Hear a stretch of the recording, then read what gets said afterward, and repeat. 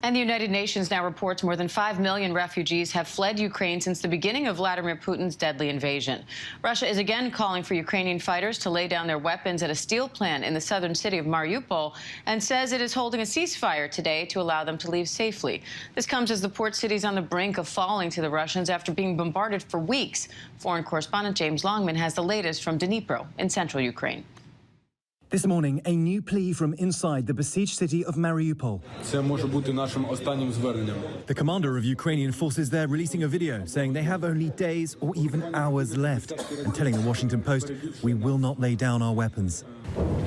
Ukrainian forces are dug in at the Azovstal steel plant, but the city council says over 1,000 civilians are also taking refuge.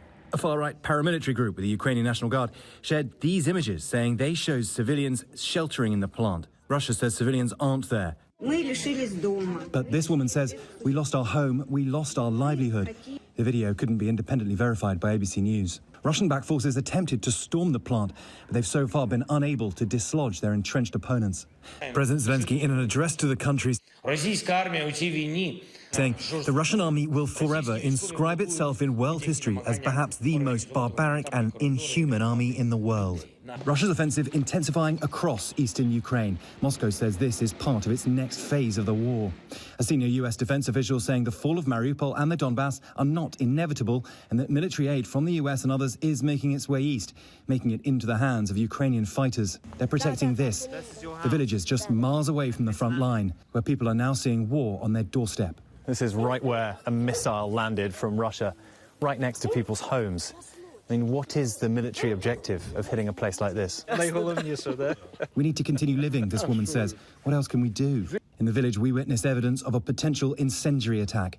Those are missile strikes that create massive fires, which when used on civilian areas constitute war crimes. Resistance here takes many forms. Vitaly's farm is close to the Russian front, but he plows on. Russians are bombing your farm. Why are you still here? We're fighting on the second front line, he says, the front line of supplying our country with food. Even when the shells come, I will still be working, because that is my duty. And James Longman joins me live now from Dnipro, Ukraine. James, Russia claims that it will allow the last Ukrainian fighters at that steel plant in Mariupol to leave safely. But they seem determined to keep up that fight. How much longer can the Ukrainians there hold on? Well, Diane, every day we seem to hear from Ukrainian fighters in that steel plant saying we're approaching the last few moments, and yet we hear the same thing the next day. So it's so unclear. It's so difficult for any of us to really know what's actually happening in that steel plant. I think one of the big reasons that Russia hasn't been able to storm it, even though they've tried many times, is it's such a huge area. It's not just one building. This is many kilometers, and it's got sort of a whole host of underground tunnels, steel blast furnaces. It's kind of a rabbit warren of tunnels and underground spaces. So that is why the Russians have found it so difficult to get in. And it's also, we're now hearing, where civilians may be there hiding in those underground spaces, maybe as many as 1,000 of them. That's according to the Mariupol City Council. So that is obviously complicating things. We know that Russia doesn't often have many qualms about bombarding areas where there are civilians, but it seems to be they are now becoming this kind of bargaining chip. And it might be when their extrication is confirmed or guaranteed that we might see that steel plant vacated and Russia finally being able to say that they've gained control of Mariupol. But it is such an important place. It's so strategically important in this whole war. It's kind of the linchpin in the east. It links the Crimea with the Donbass in the north, and that's why the Ukrainians have been so unwilling to give it up. I think there's another complication here, though, Diane. The Azov battalion, it's a far-right battalion. It's essentially a proto-Nazi group, and it's fighting alongside the Ukrainians, yes, but I think victory here would give Vladimir Putin the wind that perhaps he needs to sell back home, to say, well, look, we've been fighting Nazis. There are Nazis in Mariupol, and now we've beaten them. So actually, sort of strangely enough, it might be the thing that he needs to go back home to Russia to say, well, our job is done now in the east of Ukraine. So there are all sorts of very interesting kind of dynamics going on in Mariupol. Yeah, there sure are. And James, we also saw in your report some damage to that village that you visited and signs that Russia may have used incendiary weapons there. How significant is that if that proves to be true? Well, the use of incendiary weapons in war, it's so complicated. There are all kinds of legal loopholes that different militaries can use all around whether or not it's the primary reason to use a particular warhead or it's just kind of the fallout of an attack.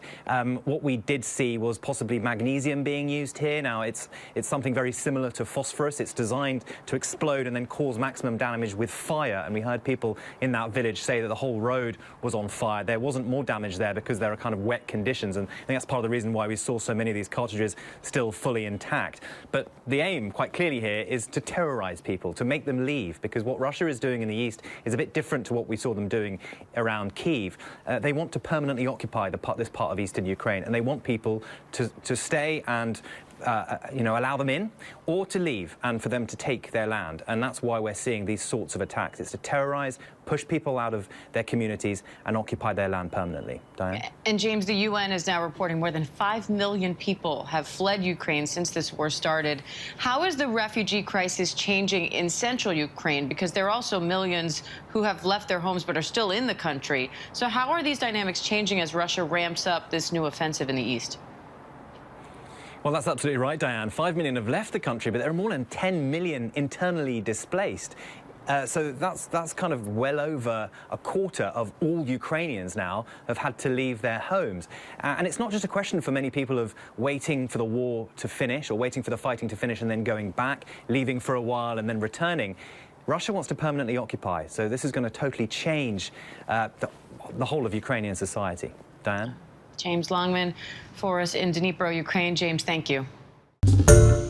Hi, everyone. George Stephanopoulos here. Thanks for checking out the ABC News YouTube channel. If you'd like to get more videos, show highlights, and watch live event coverage, click on the right over here to subscribe to our channel. And don't forget to download the ABC News app for breaking news alerts. Thanks for watching.